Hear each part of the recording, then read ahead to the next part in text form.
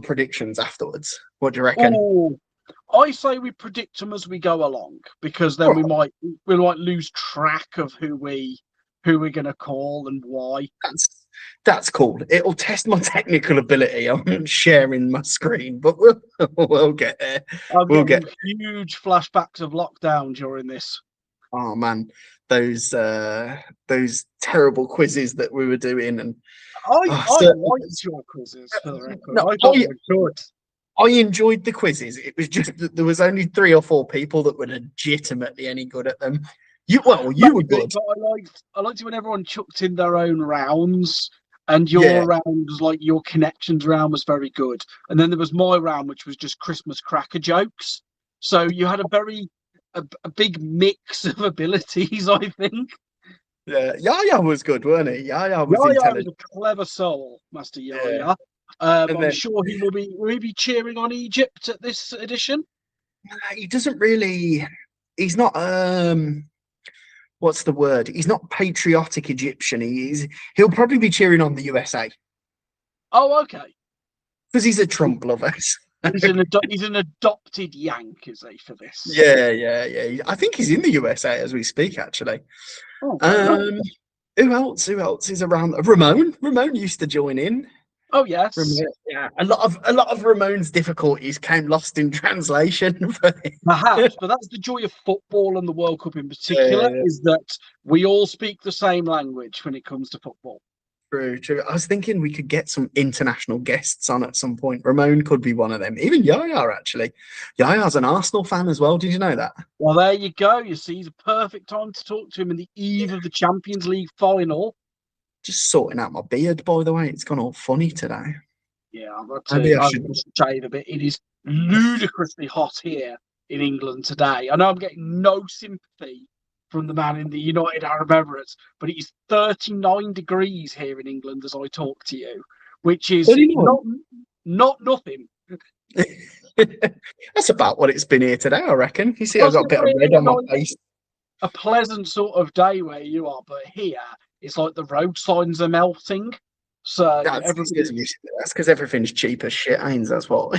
Well, that's why I've given the whole, England flag and replica shirt kind of look. It seems appropriate. Hey, talking about shirts, I bought this quality shirt. So it's a USA 94 retro. Yes. Oh, why is my camera freaking out now? Because you're messing with the background. That's why. But yeah, it's the it's macro in or something. So it's got, I think I can show you the little mascot here from 94. It's a throwback to the last time the World Cup was in the United States. 22 years ago now. So yes. Long time years ago, I think you'll find. 32. Yeah, whoa. Yeah, I was alive. Just 10 years, man. That's how quick that goes. Wow, yeah. Was it Whitney Houston that missed the penalty? I believe it was Diana Ross. Yeah. Missed the penalty missed Stuart Pearce, that was. I guess anyway, let me start sharing my screen and we'll crack on. Yes. If you've ever watched any podcasts or anything, I always start the first 7 or 8 minutes with just complete tosh anyway. It's usually sponsorship, though. We don't have any sponsors for ours, do we? That I have to show. Unfortunately, we're not sponsored yet. Maybe we could be in the future. Oh, look at that! Talking about sponsorship, somebody's got to sponsor that. Look at that for a thumbnail. That's looking good. I could do some sponsors like Viagra. Make yourself hard as Scotland's World Cup group. Could tie it in. Oh yeah. Brilliant. More of those as we go through, Ains, please. We'll see what well, I'm all set then. I'm here. I've got my shirt. I've got the replica trophy just behind me. Got the wall chart up on the wall, all prepared. This is why you are the perfect person to do this. And I mean, like, you've got the love for it. I guess I've got I wouldn't say the brains. I'm not a football brains man, but You like should we see said the the other amount of effort of research I've done for this. I spent day, 2 days locked in a room scribbling notes. It is ridiculous. mine, I was similar here. I was so. I mean, I went more for the. I was looking at the squads, so I was looking at people's squads, looking at players that are in form, some names to look out for, that sort of thing.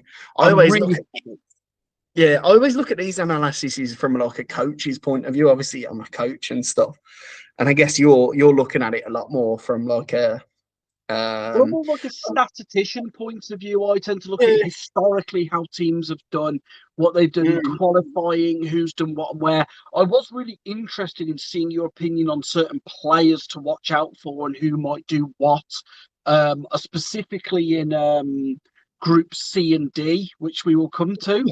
yeah. But I'm interested on that side. But yeah, I've thoroughly ignored my family for the last 48 hours to make this happen. Yeah, well, I'm put some alcohol in my kid's juice so he go to sleep. So he's just snoring away. Listen, I've locked the door. The kids are I've passed Madeline out. the candy. The kids are passed out with an iPad. The wife's run off with a milkman. But it's World Cup time, baby.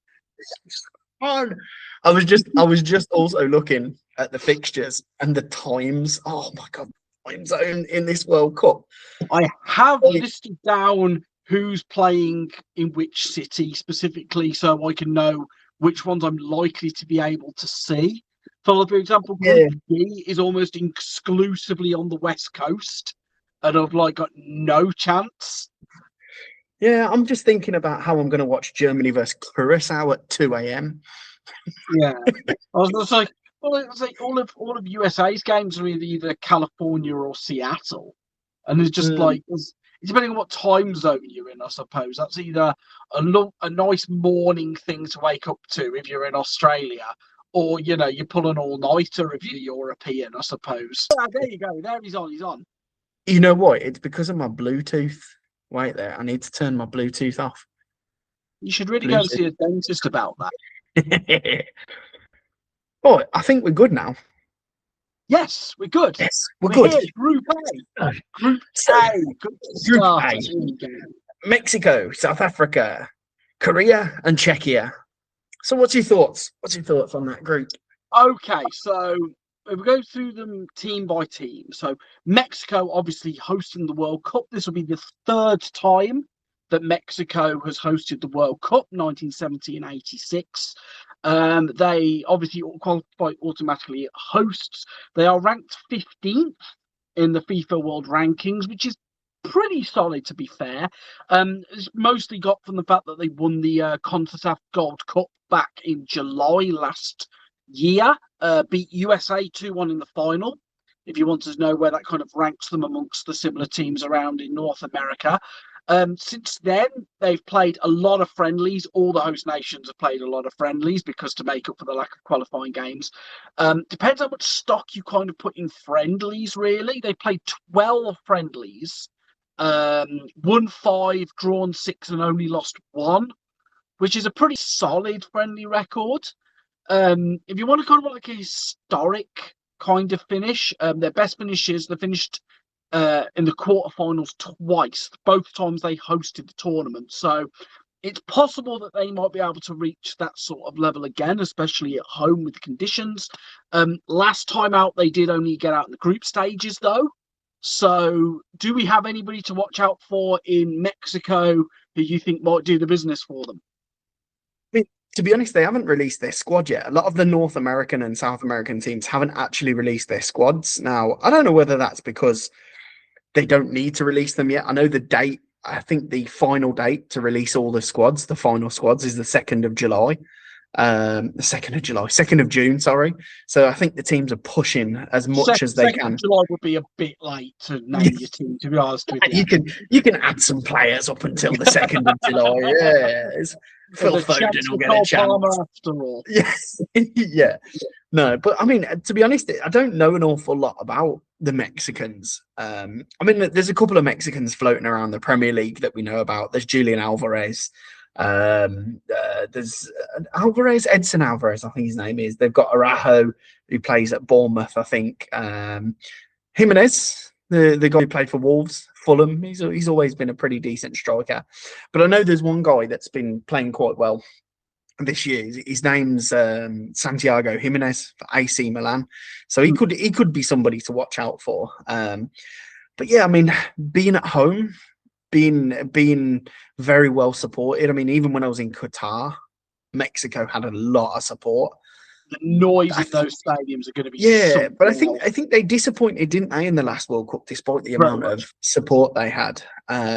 They lost to Argentina, didn't they, in the last World Cup, when they had a chance to create a bit of a problem for Argentina in that Saudi Arabia group. They fluffed their lines against Argentina, certainly. They had two very strong chances that they fluffed. And I suppose at this level, you don't get them coming on very often. You have to make the most of them. But in a group with this, well, of course, everything qualifier, but I can certainly see them making it out of this group, if not topping this group. Yeah, I agree. I mean, I think one of the dark horses on this side of the draw, to be honest, is South Africa. Now, part of that is because they've got stronger and stronger since, I think when they made their World Cup debut, might have been 98, was it, Ains? You'll know that. Yes. So South Africa first made it in 98. They made they've qualified 3 times previously, 98, 2002, 2010, all 3 times out in the group stages. But they used to be perennial qualifiers once upon a time. It was strange for a while to not see South Africa, but we've missed them for the last few editions. Yeah, but they were very, very strong in qualifying, and you know what's made me think that they're a strong side or somebody to look out for is that how well they did in the CAF Champions League. And I know we're talking about like club football here, but if I talk about it, if Mamelodi Sundowners is what they're called, they won the CAF Champions League. They won, I think, last night, and a lot of this team come from that club side. So I think they're going to be stronger than people give them credit for. I think they're going to maybe give us a bit of a shock. Also, there's good old-fashioned Lol Foster still knocking about for South Africa. He's still around, so I think there'll be somebody to just keep an eye on. And then on to one of our favourite teams. Don't we just love South Korea? Absolutely love South Korea. They're like everybody's second favorite team along with Japan, don't you think? They're like just something about them. They're just so K-pop, you know. They're just something vogue team with K-pop demon hunters taking the world by storm last year. I don't think they're North Korea's favorite team, but most countries, I'm definitely on board with you. I mean, they came second to Japan in their qualifying group to qualify. They've been very kind of hit and miss since then. I mean, again, it depends how much rank you put in friendlies. They've won 4, drawn 1, lost 3 of the 8 friendlies they played, but 2 of those losses were hammerings. They got beat 5-0 by Brazil and 4-0 by the Ivory Coast. So whether those are one-off and aberrations, I don't know.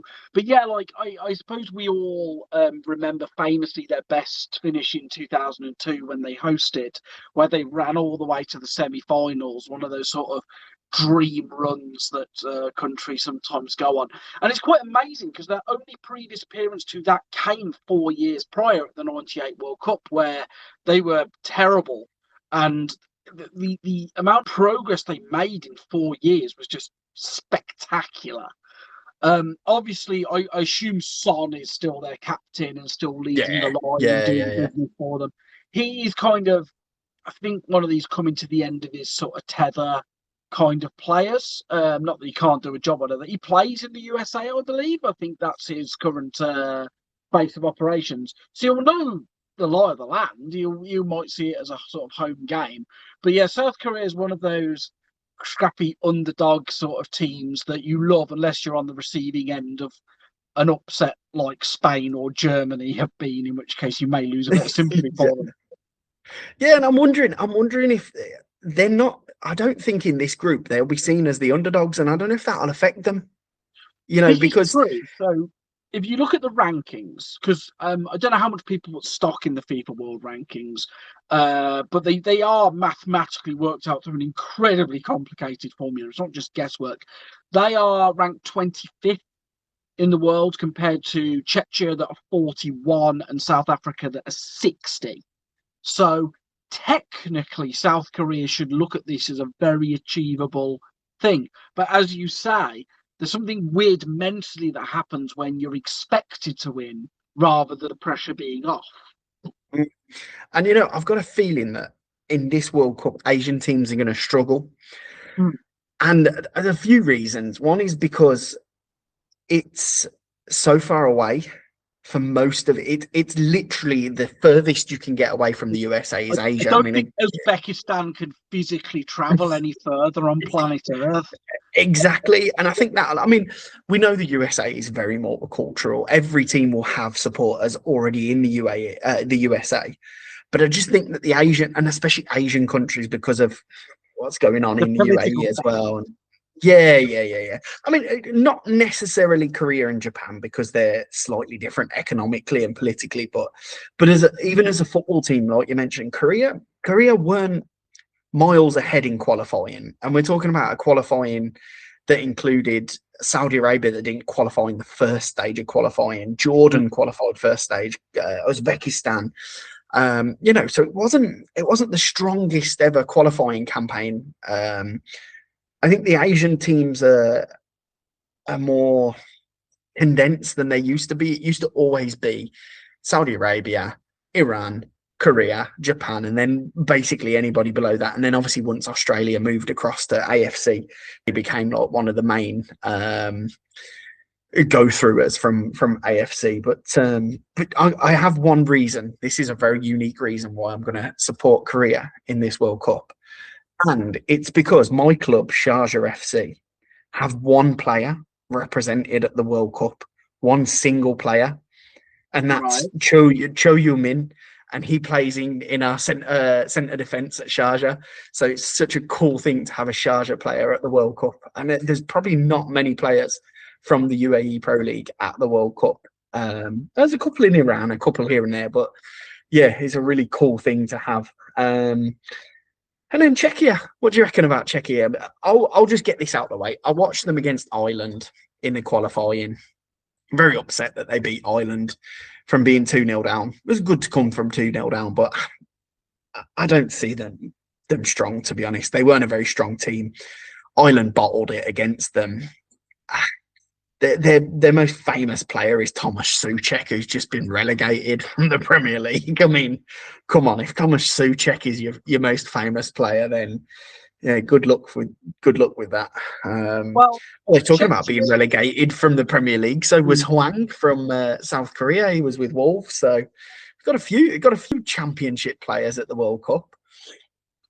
Well, Czechia famously fired their coach after they lost to the Faroe Islands in qualifying, which, to be fair, I think anybody would, because there was severe worry then that they actually would finish below Faroe Islands in the qualifying group.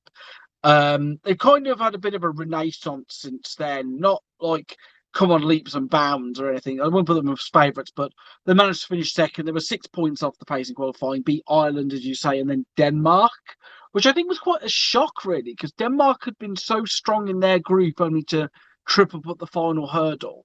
So you can't write them off.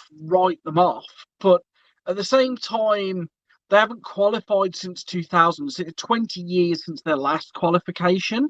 They finished runners up twice back when they were Czechoslovakia, but how likely they are to get through this group kind of depends on, I suppose, how well they're able to gel as a team, really. As you say, they don't have a standout hero who's going to do the business. This has got to be a battle together, grind out results kind of team, I think. Okay. don't see much chance, but we may be wrong. We may be wrong, but I guess we'll skip now to the predictor. So I've got a way of doing this, Ains. So if I say win and you say win, we give that team a win. Okay. If I say draw and you say win, then the team gets a win. If I say win and you say lose, then it's a draw. And if we both say draw, it's a draw. Makes sense. So it splits the difference. Yeah. So South Africa. What happens if one of us says draw and the other says lose? Do you just give them a draw? No, because we're talking like Mexico. So if I go with Mexico and you go with draw, then we go Mexico. Right. And if you go with draw and I say South Africa, you give it to South Africa. South Africa. Yeah. I see. Yeah, so we good with that? This is results by committee. Okay. Yeah. We've got our own little democracy going on here. We will see how this pans out when this ends up as a Panama versus Iran final. So Mexico versus South Africa. What do you reckon? So I'd just like to point out soon the World Cup will just be played through Chat GPT like this. They won't bother needing to play any matches. Yeah, no. And maybe that's how. I would say Mexico for this. Yeah, I was thinking draw. So we'll give it. Should we say a 2-1 to Mexico? Okay, that sounds good to me. I just think the home team and the home support might be too much. Especially as South Africa, for the greatest respect, their last match, they actually lose to Panama in their last match. Fair enough. Korea, Czechia? A slight win for Korea, maybe a 1-0, maybe? I was going to go the same, so we'll say 1-0. Czechia, South Africa. I think this is where South Africa might pick up their points. Oh, it's just give it a 2-1 without even getting your opinion on it. Well, there you go. Well, in which case you and Grok can have fun doing the results, I suppose. I was going to say a draw, but that works out as a win to South Africa anyway, doesn't it? Yeah. Mexico, South Korea, I reckon draw. A solid score draw, yeah. I'm happy with that. Draw. Nice. 2-2. Loving that. Korea and South Africa, I reckon a draw here. Yeah, I think Korea might think that playing for the draw after beating Czechia, they'll play for the draw, and then that sees them through then, doesn't it? Oh, a 0-0. Okay. And then Czechia versus Mexico, I reckon Mexico. Mexico should win that game. Yeah, let's go Mexico. Okay. So that gives us a table of Mexico, South Korea, South Africa. Sorry, reasonable. Czechia. Yeah, I think reasonable. Some teams happier. We shall see what happens as a result, I suppose. But does this filter into the knockout thing later on, or do you need to? It does. It does. No, it does it. It does it automatically. So we go to Group B. Group B. This was just some of the squads that had been announced for Group A. Obviously, you got Son Heung-min, and then where's my player? Where is he? Cho Yul-min, love it. Good old Cho Yul-min from Sharjah. And then you can see a lot of players from Mamelodi Sundowns in the team. A couple of players from the Europe, Burnley, Lyle Foster.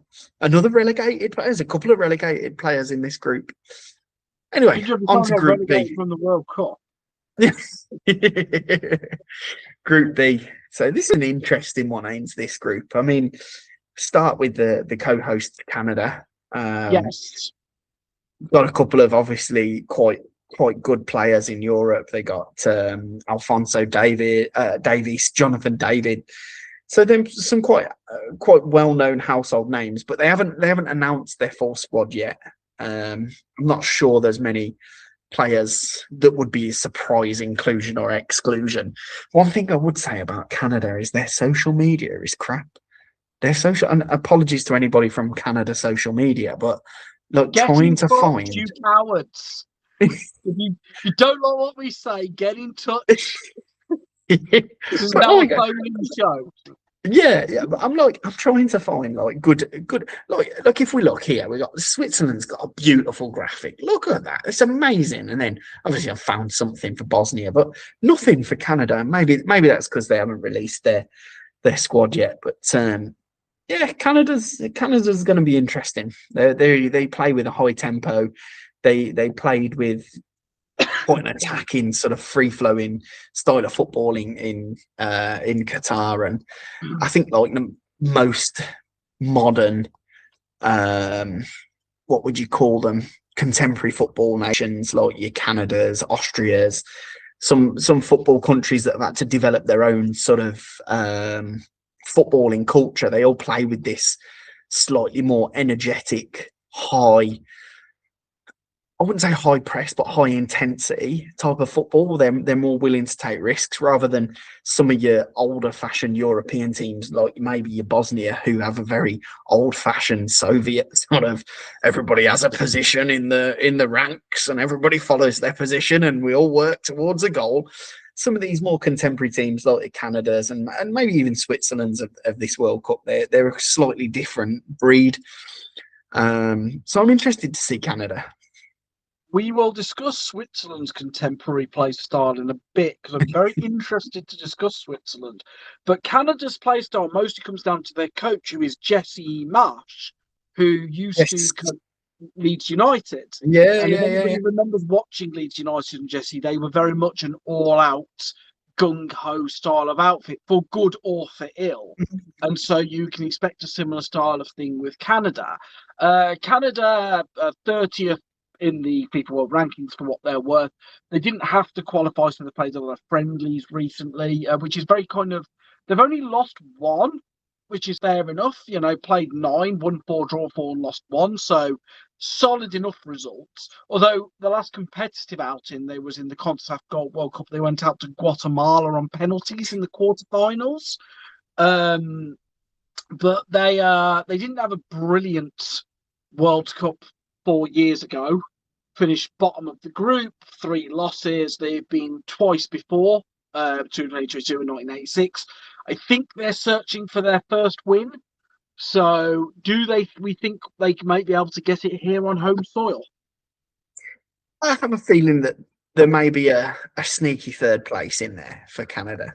I think they could be looking at a last 32, which is something we can maybe discuss later. Bosnia, good old Dzeko makes the squad. I'm glad to see Edin Dzeko there. I think he's older than me, probably in his 40s now. I'm not sure. Edin Dzeko is one of these countries that are, I mean, they're a former Yugoslav nation, and they always have this sort of ability to produce talented players or be pretty solid to be at home. But when they create a superstar like Edin Dzeko, he sort of seems like an eternal warrior. Like he's just always kind of going to be there until he retires, I think. Yeah, I mean, I think he's one of them. He's somebody that when you're Bosnia, you can't afford not to have him in the squad. Reminds me very much of Harry Kewell for Australia. Or what's it, Tim Cahill? Remember Tim Cahill? Yeah. Yeah. But no, I think they're an interesting one. I think they beat Italy, didn't they? They got through against Italy. Everybody beats Italy these days, man. Yeah, they're a rugged team. I mean, Italy had 10 men, so sorry, but you can only beat the opposition that's in front of you, and that's what Bosnia did. So they deserve to be there. But yeah, I don't have too much interest in Bosnia. I think I'm not really thinking that their chances are too. I mean, the thing is, though, you can't count them out entirely, precisely because of how they qualified, because they had to go away to Wales and away to Italy, and they came back from behind in both games. So it's a team that doesn't know when they're beaten, certainly. It's true. And they're also playing in Canada's group, and they'll be playing matches in the north. So the weather's not going to affect them as much as maybe some of the other teams that will be playing in Mexico and the southern states. So they could have a chance. And also they'll have a chance. I'll tell you why, because Qatar are terrible. Now, I'm not saying that because I'm so happy you brought that up, because that's literally on my notes is Qatar suck. I'm so sorry. we like obviously as a UAE supporter, we were so robbed that we were robbed from losing the place in a World Cup. I don't want to go too much. I don't want to go too deep into it, Ainsley. But when UAE This does feel qualified, slightly like we're talking from bias here, but purely from a statistical standpoint, Qatar are dreadful. I'm afraid they are. They are, They, and also they've got pretty much the same team they had 4 years ago, and that team were pretty bad. They had a good team 7 years ago. 7 years ago, they won the AFC Asian Cup. I think it was 7 years ago. Yeah, it was. It was 2019, and they were strong then. They had a strong team, but those players are now 7 years older, and they've not progressed. They've not gone to Europe. They've not left the country, and Qatar's a small league. It's got a few players there, but it's a small league. I mean, they've still got Akram Afif, Al Muaz Ali. There's one player to look out for, Ainsley, and he's a young English guy called Niall Mason, who's actually playing for Qatar. They have a guy called Niall Mason in their squad, believe it or not. Niall Mason sounds like someone we went to school with. Like, it doesn't sound like professional footballer for Qatar, but go on. Yeah. Niall Mason. I have no idea where he's from, what he does. I've just seen in their squad list Niall Mason. But it's not too strange because also, I mean, talking about the UAE just missed out having lost to Qatar and Iraq. UAE have some young English players on the radar as well, because obviously now with the way that teams are nationalising players. What would you call it? Nationalising them? Is that the right word? Yeah, I suppose so. Yeah, giving citizenships and things like that. I mean, there's plenty of players all around the world that play for teams that they weren't born in. That's nothing new. Yeah, exactly. And I mean, also, I mean, you think about places like Qatar, UAE, Singapore, all these places around the world. Maybe in the coming years, with the amount of expats in these countries, they will start getting good footballers coming through the ranks, because you'll have Europeans that grow up there, you have South Americans, so I think that's something to look out for, but not for Qatar. not this World Cup. Right now, no. No. Qatar 4 years ago had I mean, I say terrible World Cup. The World Cup in Qatar was good. I thought it was a very well-run World Cup. I thoroughly enjoyed watching it. But Qatar as a football team were the worst host performance of all time. 3 losses. I don't think they scored a goal, and they've scored one. They scored one. They scored one against Ecuador. Yeah. They've regressed since then. They since the 2-1 win over UAE in the playoffs, they lost 2-1 to Zimbabwe, and then probably went to the Arab Cup and won no games there either. So this is not a team that's on good form. They are ranked 10 places higher than Bosnia in the FIFA World Rankings. I have no idea how. Yeah, and I'm not sure they're going to be completely welcomed in the USA, to be honest. I don't think that being an ally of Iran will help their fan base much. I don't know. They're playing the games in Canada if they're playing against Canada. True. So they may very well be more welcome, more north of the border. But if we're purely looking at what's happening on the pitch, I'm comfortable saying that on paper they are the weakest team in this group. Yeah, easy. And now on to Switzerland. Now, right. I know you're interested. Very interested in this Swiss team. Now, I'm interested in some of the players that. Oh, my Leif's woke up. What's up, Leif? It's all right. Carry on. This is all part of the podcast. Let's just stop the recording for a minute. How can I stop recording? Can't. He's asleep. He's asleep. It's fine. So there's some big names not in the Swiss squad this time. No Jan Sommer. No Jan Sommer. No Seferovic, who actually is playing Division 1 football here in the UAE. And no Shaqiri. Shaqiri is I think the word they use is maverick kind of player. He's a sort of player that could get a red card or score a 30-yard volley. Like, either is possible. He's a big, strong bull of a player, but no Shaqiri at this World Cup.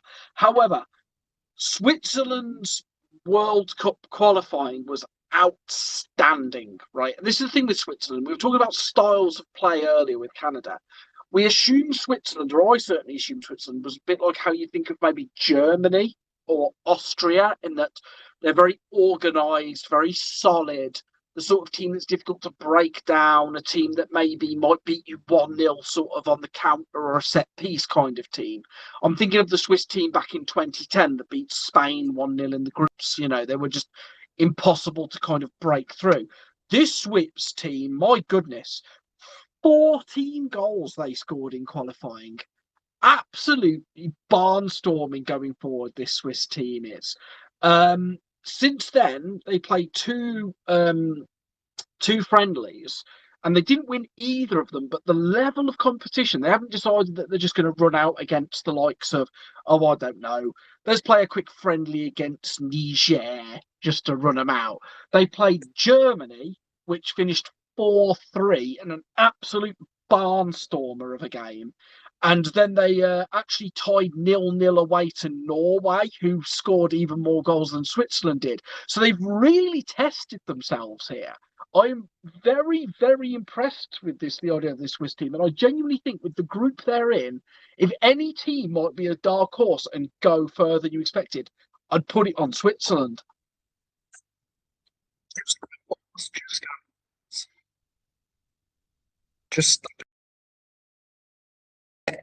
So let me just share.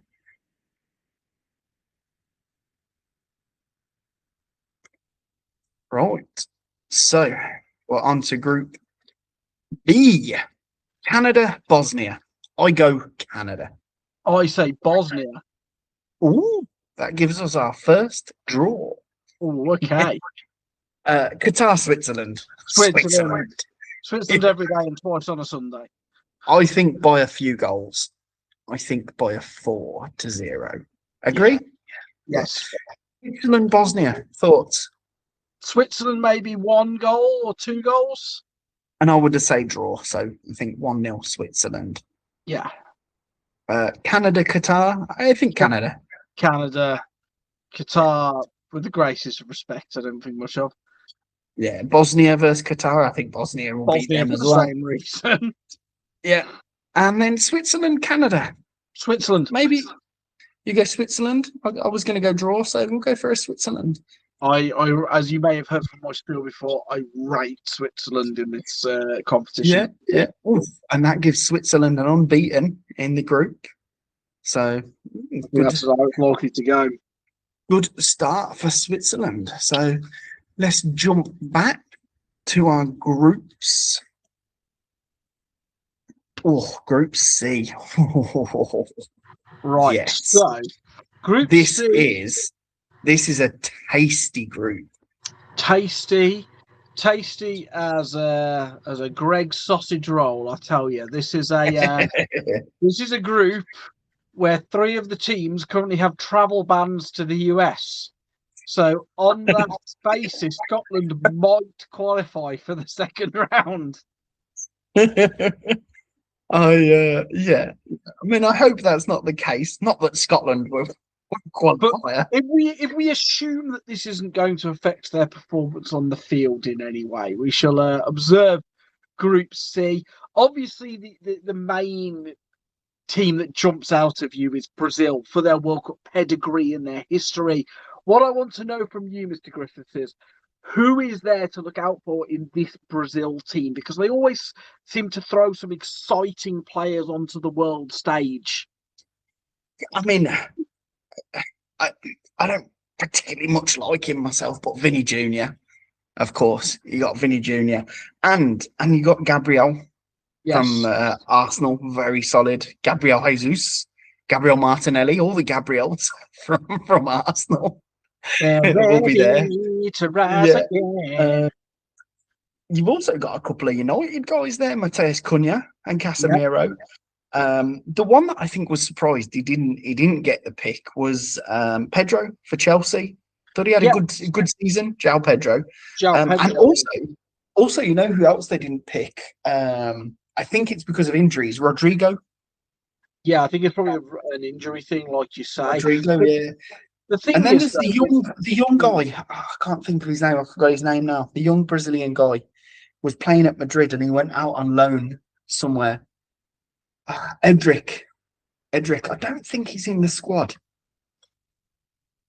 the thing is with Brazil is when Is he in the squad? Hmm. Hendrick, yes. Sorry, Hendrick's in the squad. He's somebody. He might produce something. And they got also Igor Thiago. Man, this guy. They put him in the Premier League Team of the Year, so he's somebody to look out for. Well, the people I'll be interested to look out for Brazil are the people that ply their trade in Brazil.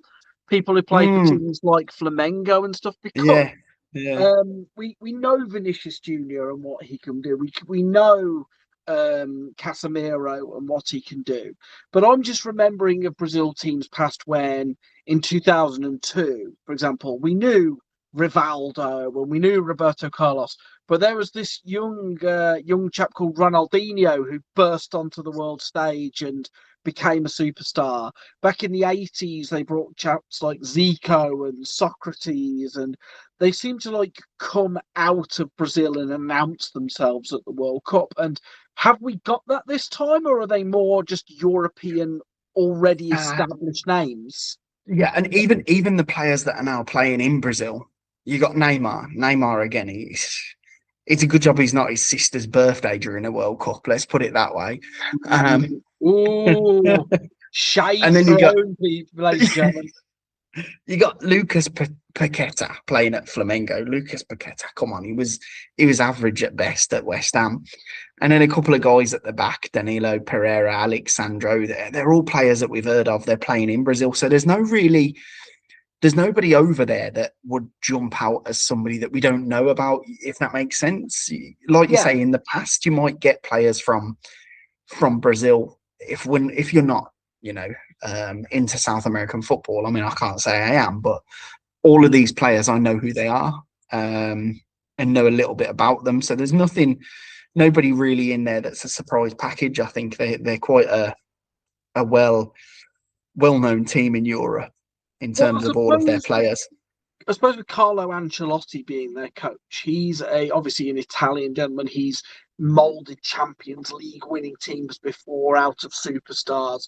Is he maybe the best person to knit those known names into a team of winners?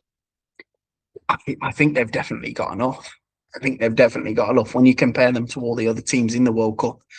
You wouldn't put them as a team that can't get to the final. I mean, obviously it depends on the day who they come up against, but would you be surprised if Brazil were in the final? No, I wouldn't definitely say not. so at all. I mean, they kind of flattered to deceive last time because they went out to penalties to Croatia in the quarterfinals 4 years ago, and everybody was expecting a Brazil-Argentina showdown, and it just didn't happen.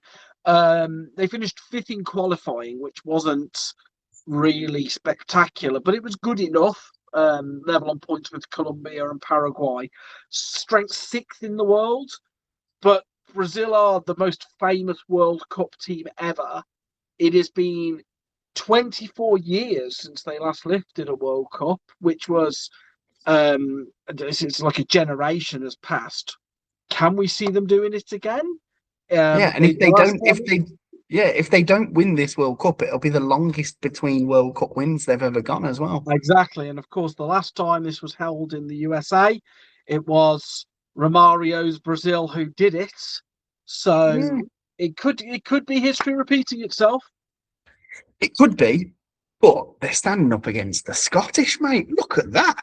Wow! Look at that glorious looking image there of the Scottish. We talk about it, long gaps and generations passing. It has been a very long time since Scotland were able to grace the world stage, which is strange because for a while Scotland were like a team that would regularly in the 70s and the 80s with the players they had playing for Liverpool and and Man United. They used to qualify very regularly, Scotland did, but since France 98 they seem to have kind of fallen off the boil a bit. But they qualified, I'm sure anybody who watched it remember, in incredibly dramatic fashion against Denmark in the last group game. It was a joy to behold, that match was.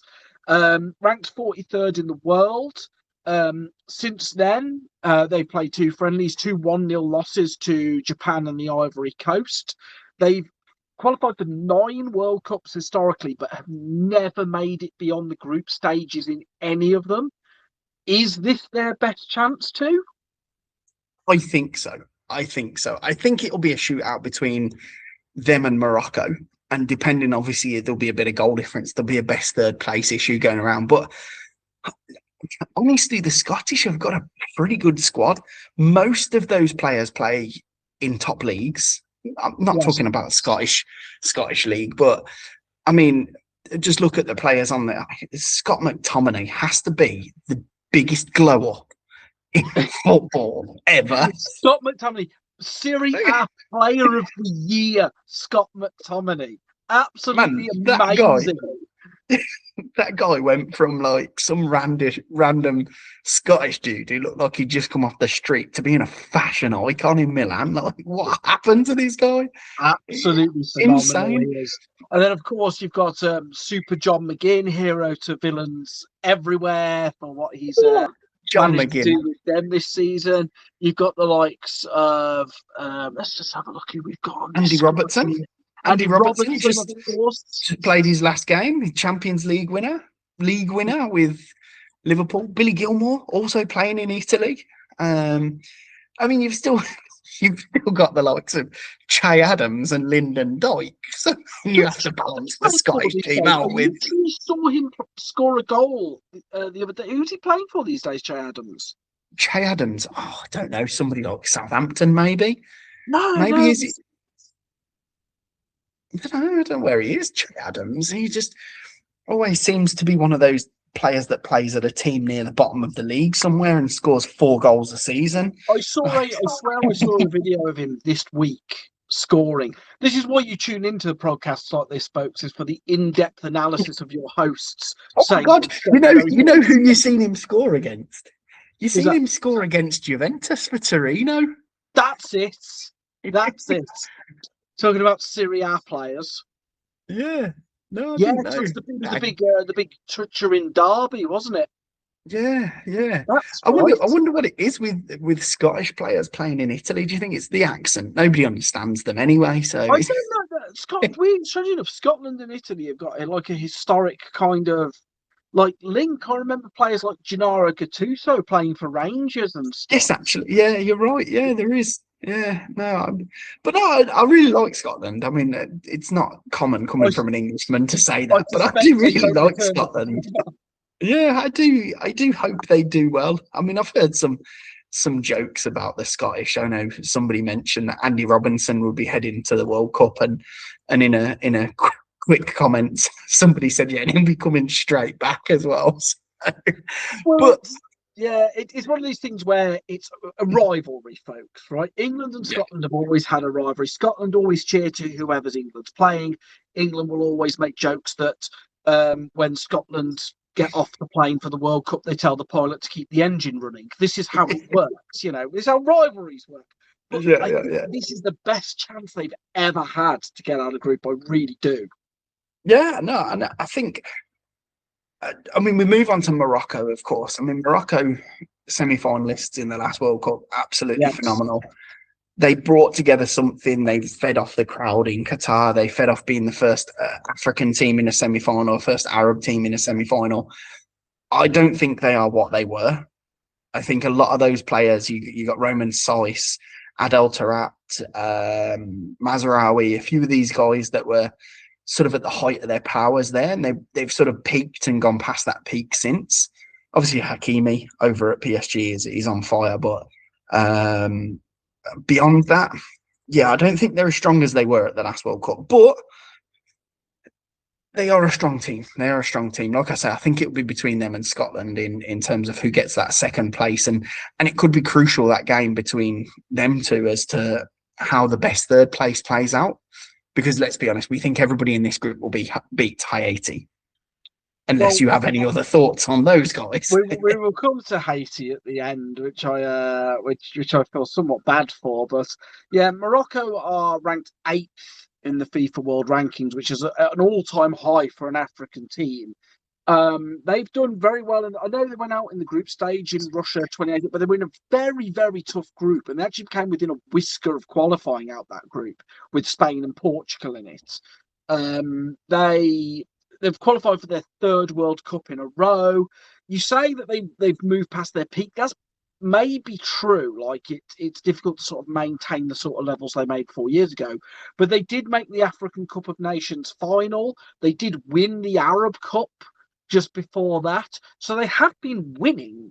Certainly, they qualified from their African qualifying group at a canter. So they're a team that knows how to win on the pitch. Will they make it to the semi-finals again? Unlikely. But we all said that 4 years ago as well. So, I can't say no, but I definitely think that they are a team that will fancy their chances of getting out of this group, certainly. Yeah, I agree. I think Haiti, it's good to see small teams get into the World Cup. But yeah, it's going to be really difficult. Again. Yes, it's good to see small teams getting to the World Cup. Yeah, and when we said that we expect 3 teams to win all their games and one not to, but we didn't mean Scotland. We meant Haiti. This might be my 1966 reference just to annoy all the Scottish viewers. But yes, Haiti obviously are the kind of odd team out here. 83rd ranked in the world, second in qualifying behind Curacao and. But after that, their second qualifying round, they managed to get 4 points off Costa Rica, who are sort of like an established Central American qualifying team. Since then, they lost 1-0 to Tunisia. They had a 1-1 draw with Iceland. So I think they're capable of being solid. But I think, like everybody else, I'm just sort of asking, where's the goals going to come from? Especially in this group. Haiti have qualified for the World Cup once before.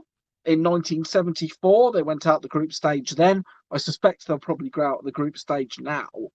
And what they will do, I'm afraid, is they will be targeted by the other teams in this group to improve their goal difference as much as possible.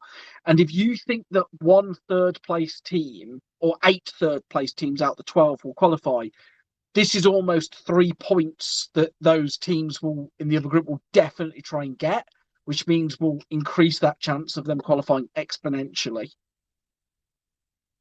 It'll be crucial. I mean, goal difference in this best third playoff is something that will be evil. You imagine that you score 1 goal against Haiti when you should have scored 3, and yeah, I think the teams will go all out against Haiti.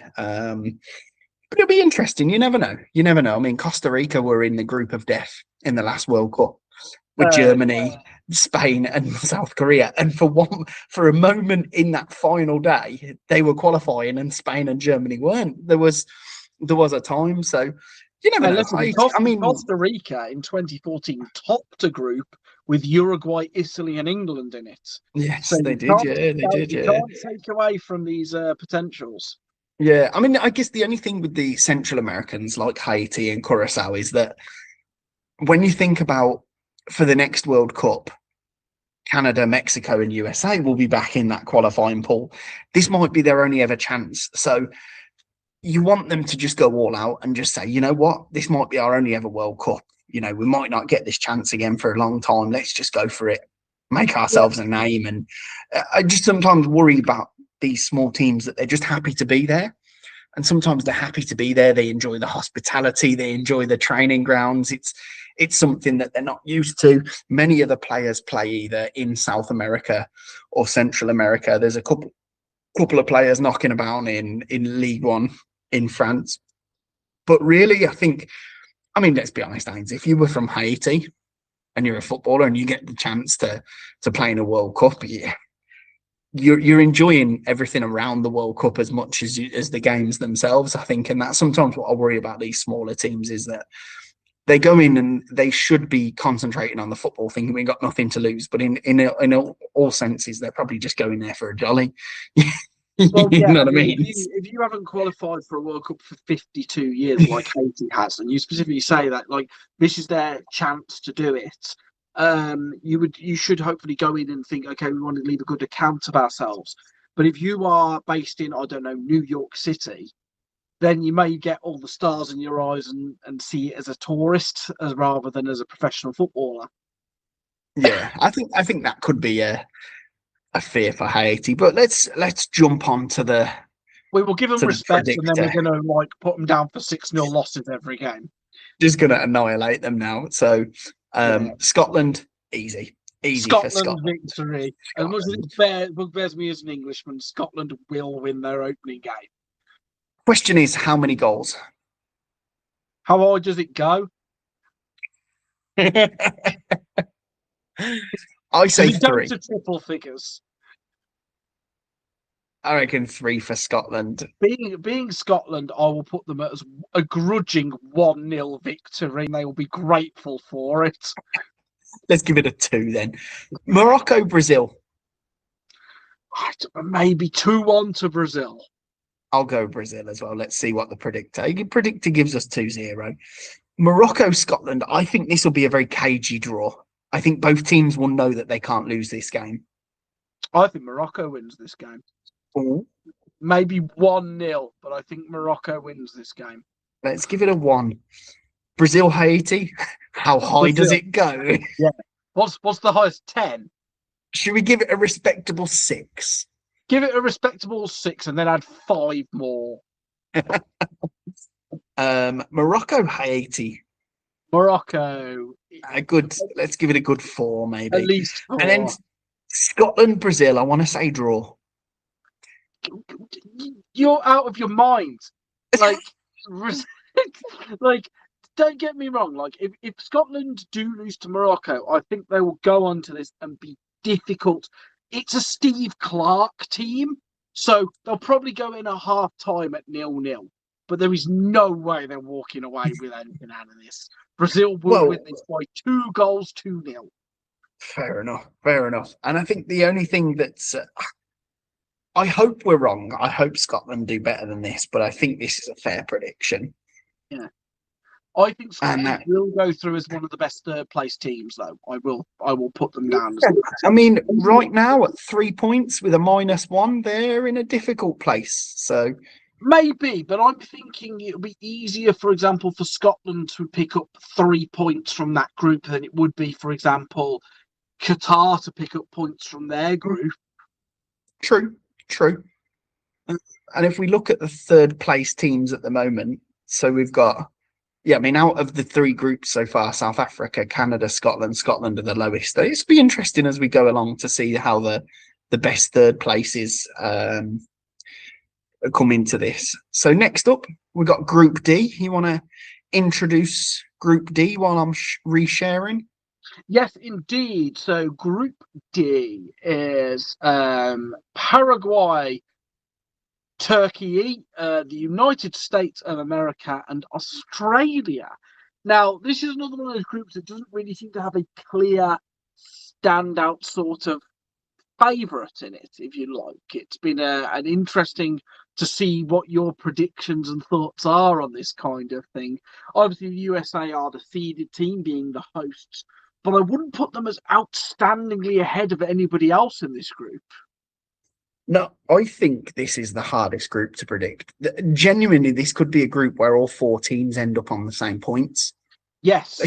It genuinely could happen like that. I mean, you've got to give USA, because they're at home, and they are quite a good football side. Obviously, they haven't had to qualify, so we don't necessarily know their performances, but they've got players in top leagues. I mean, they've got quite a few guys in Germany. They got Pulisic, Weston McKennie, Weah, Tillman at Leverkusen. They got a lot of players hanging around the Premier League. Tyler Adams, Christopher Richards. There's quite a few. Haji Wright plays for Coventry, had a really good season. Yes, so they got quite a lot of good players. And I mean, if you compare them, if you were to compare 2 countries at soccer or football in the world, you might compare Australia and the USA. I don't know where Germany came from. Because then Germany, they're both, and USA, they both have Eagles as their standards. You know, I don't know. I'm looking at my notes for something. But Australia and USA, they're you would say they're almost comparable teams in the fact that they have great sporting culture in their countries, but football isn't necessarily their first sport. But you know that they're not going to be a team that's easy to beat. And they're always a team that come in incredibly professional for tournaments. And they're always a team that has players that play all around the world. So I think both of those teams are very well matched in that sense. Obviously, USA are at home. Australia, their squad is a little bit older than it has been in the past. Matt Ryan is still their captain. He's the goalkeeper. Plays at Levante, actually. Just avoided relegation in the Spanish league. And one of their really, really outstanding players is a young lad called Riley McGree, who plays for Middlesbrough. And he actually got injured during the playoff final this weekend. So he might not be going. I think he pulled a hammy. So that's a bit of a blow for them. Middlesbrough then. Yeah, I mean, they haven't announced their squad, so he probably won't get in that. And actually, this group, the craziest thing about this group is I checked, and the only team that's announced their squad so far is Turkey. All the others haven't announced their squad yet. So it's, I mean, again, you know, most of the players that will be going, I'm sure the USA will pick Pulisic, but Paraguay, they're an interesting one. I don't know what your thoughts are on Paraguay. Apart from Miguel Almiron, I don't see anybody in their lineup that's overly recognisable. Well, the thing with Paraguay is they scraped into the last qualifying spot in South America because there were 6 this time due to the expanded format. Although they did manage to beat both Brazil and Argentina during their qualifying campaigns, ranked about 40th in the world. The thing is, since I've checked out their form since then, because obviously teams played a lot of friendlies. Again, that doesn't really separate these teams much. Paraguay played 6, won 2, drawn 1, lost 3. USA played 8, won 4, drawn 1, lost 3. Australia played 6, won 3, drawn none, lost 3. So they're all very similar form, as well as a very kind of similar kind of rankings. It's kind of difficult to sort of split them, as you say about the USA, because they're at home and they have solid kind of support. They'll be used to the conditions. They made the second round last time. I wouldn't be surprised to see them make the second round again. Turkey, to be fair, they came second in their qualifying group. I believe in Spain's qualifying group, obviously, who dominate the whole thing, beat Romania and Kosovo in their qualifiers. But they haven't played any games since then. But they are undefeated in their last 6 games, and they scored 17 goals in their qualifiers. So they can go forward, but they also let in 12. So they're a real double-edged sword, Turkey are. They're like score loads, but defensively they're all over the show. So it's a real kind of up in the air. You know what that means? It means that this might be one of the most interesting groups to watch. It could be interesting, which is why really which is why it sucks that all their games on the West Coast, which means it'll be like 2 a.m. kickoffs. Yeah, and I think Turkey, I mean, there's a few names we know of. Soyuncu, everybody knows Soyuncu. Kanaloglu is still knocking along. So apologies to anybody that is upset with my pronunciation of Turks. You got Yilmaz, Burak Yilmaz is still there, and the one who's the standout is the young lad that plays at Real Madrid, isn't it? Arda Güler. He's somebody that, you know, especially in games like this, in a group like this, where one player with real quality, one player that can do something interesting might be the player that makes a difference in this group. So yeah, I don't know too much about. I guess we just have to jump to the predictor, Ains, don't we? And that'll tell us. The computer might just work this out for us, because this might be 6 draws, folks. It could genuinely be all teams on 5 points, couldn't it?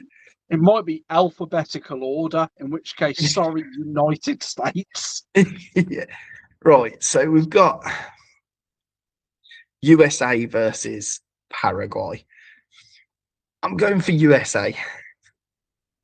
I'm just going to do draws all the way down, and then that way it's on your decision, basically. I'm going to cop out this group. No, I'm going USA. Oh, not Okay. 4-0 though. I don't think a 4-0 is. Let's say a 4-2 or something like that. Turkey and Australia. Turkey, yeah, I reckon. I think Australia. Oh, draw. So we ended up as a draw anyway. Yeah, USA and Australia. That sounds like a draw to me. Does sound like a draw, doesn't it? Turkey and Paraguay. Those two strange bedfellows. Paraguay. Flip a coin. I was going to say Paraguay, so we'll give Paraguay the win. 1-0, says the AI. Paraguay, Australia. I think Australia. Yeah, okay, I agree. Yeah. Yeah. Okay. And USA versus Turkey. I think draw. I'm trying to work out who will need, because going into this game, you got to think of who needs to win. Turkey would need to beat USA. So if we put this, so at the start of, if we were to go into the last group day with all the teams on the same points, Australia and Turkey would be the ones that would need to press home, because any result could completely change this group. For example, if Paraguay won, they go top, and if USA win, they go top. If Australia win, they go second. If Turkey win, they go second. So every possible outcome in this group is then USA and Paraguay with Australia third place and Turkey fourth place. I think we'll leave it at that. Yeah, well, I think that's fair. It literally could be that close. Yeah, it's probably one of the more interesting groups to watch out for.